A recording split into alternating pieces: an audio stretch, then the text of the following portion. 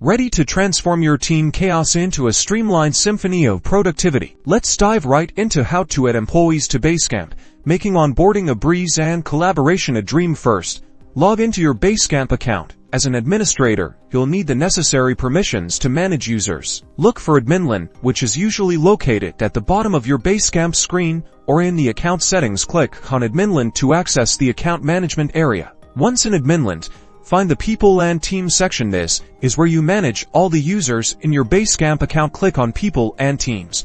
You should now see an option labeled something like Add People, Invite New Users, or a plus icon. Click on that button to start the process of adding new team members. A form will appear where you'll enter the email addresses of the employees you want to add. You can add multiple email addresses at once, separating them with commas or line breaks.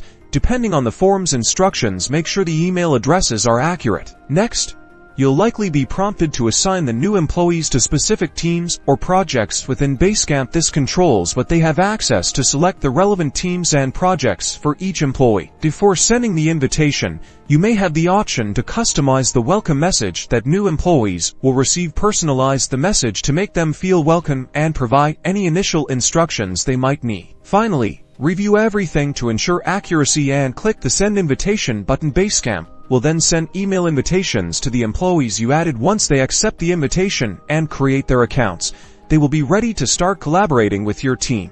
And that's it. You've successfully added new employees to Basecamp. This streamlined onboarding process will help your team work together efficiently and effectively. Be sure to like and subscribe for more Basecamp tips and tricks.